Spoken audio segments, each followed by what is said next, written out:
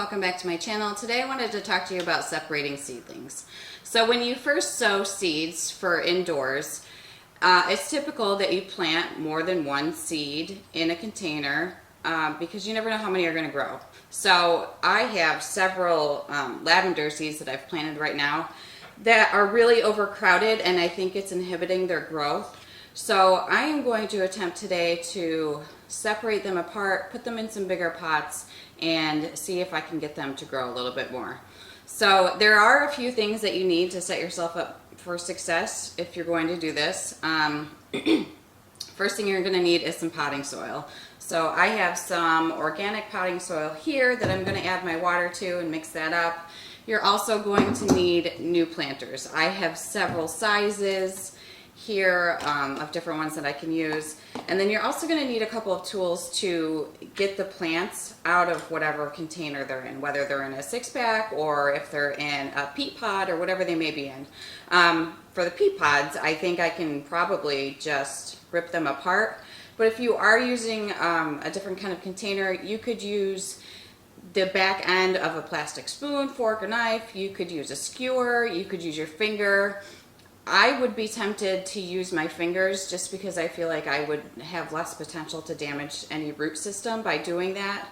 Just so I can actually feel what I'm feeling, basically, to know what I'm getting at. So you definitely want to have those materials ready and on hand before you start any sort of separation, because it is traumatic for the seedlings to be repotted. So you want to make sure you set yourself up for success. So there are a couple other things that you're going to want to know and look for before you go ahead and make a transplant of any seedlings. The first thing you want to look for is you want to make sure that the plant has grown enough to have its first set of true leaves. So I'm going to show you here on this tomato plant.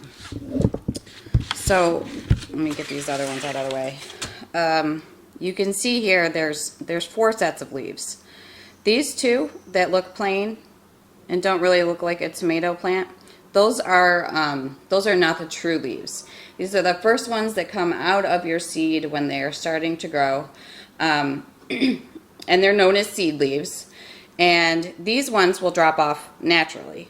These ones, the second set here that actually looks like the tomato plant, that is what the true leaves are. So that's what you're going to want to look for before you go ahead and separate out any of your seedlings. This will give the plant a better chance at survival because the roots are bigger and stronger and have better root systems, so you're more likely to have success. Today I happen to be separating out some lavender seedlings. I've never grown lavender before. I sowed a lot of seeds in one container, and I really think that it is inhibiting the growth of the seeds. Some of these do have their first set of true leaves and some of them do not. You can see how uneven the growth is just in this one peat pod. So I really think that I would have some better success if I were to separate them out, give them a little bit more room. You know, they're all competing for air, water, nutrients, so I think if they don't have to compete so much with one another, they'll have a better shot at surviving. So once you've gathered all of your materials, you want to moisten your soil. So I'm using an all organic seed starter, and you just want to make sure that you get this soil fully wet, and I actually find it works best if you just use your hands.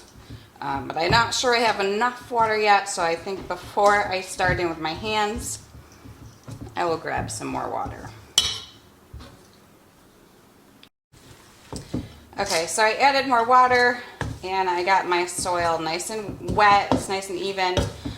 One other thing that I forgot to mention that you're going to want to need is you're going to want markers for these, because you're going to want to remember what you are repotting.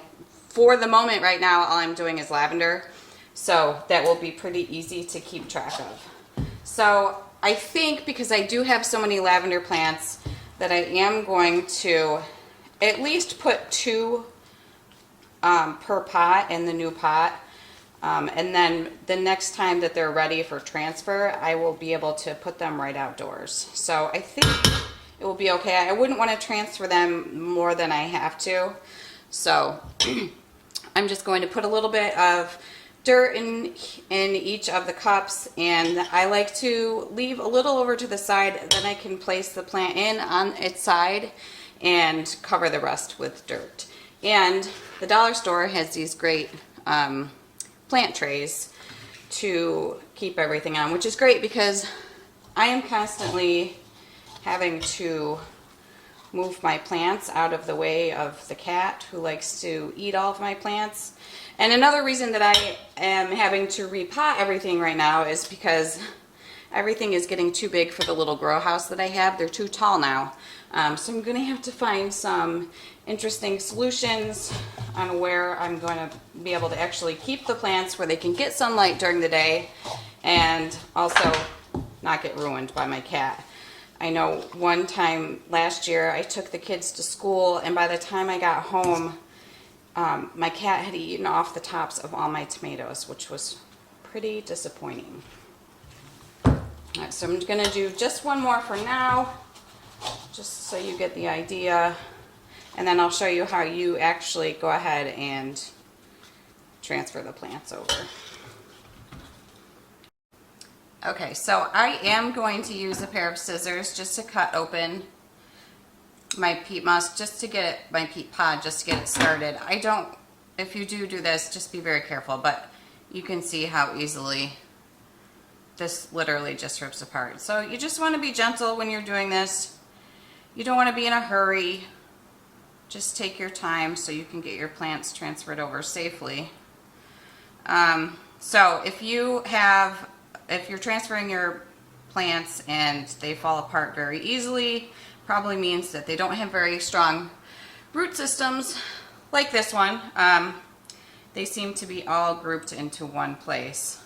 But another thing you want to remember is that, especially with a plant as small as this, you don't want to grab the stem. You're going to want to grab by either the seed leaves, not the true leaves, because the seed leaves are going to fall off anyways. And there is a more technical name for that. I just don't know what the name of it is off the top of my head, and I also don't know how to pronounce it. Then you just want to really gingerly pull them apart, and then, yeah, this one had like at least 7. So they get tangled together. You just want to make sure you are very careful with them. And here is one that has come apart. Then what you want to do is take the side here, you can put it right in, and then you can cover it up like that. This is traumatic for the plants. They're going to take some time to recover. So what you're going to want to do is take them and put them in a dark place for 3 to 4 days, maybe even a week, just to let them recover. You definitely don't want to put them in direct sunlight. So I'm just going to keep moving along here and getting these transferred over. Like I said, I think I'm going to do at least 2 per new pot and fill the rest up with soil and get the rest done.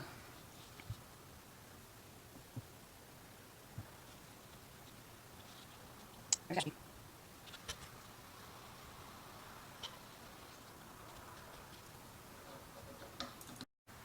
So I just wanted to show you how different these all are. These were all growing in the same container, and each of them has their set of true leaves, but they're vastly different sizes. So I think by thinning them out, they're going to grow much better. Okay, I did have one small casualty. Poor little fella. I pulled him right out of his root. He's not going to make it. But I ended up doing 3 plants per pot, just because I think and hope that it's big enough. I have about 38 plants total. I'm hoping they all survive. I absolutely love lavender for so many reasons, and I will keep you guys posted on how they end up doing. Remember to keep the plants you just transplanted in a damp, dark place. You don't want to give them direct sunlight for sure, and if you are going to reintroduce them to light, you want it to be very gradual. I hope you enjoyed this video. I hope it helps you along your growing journey, and I will see you next time.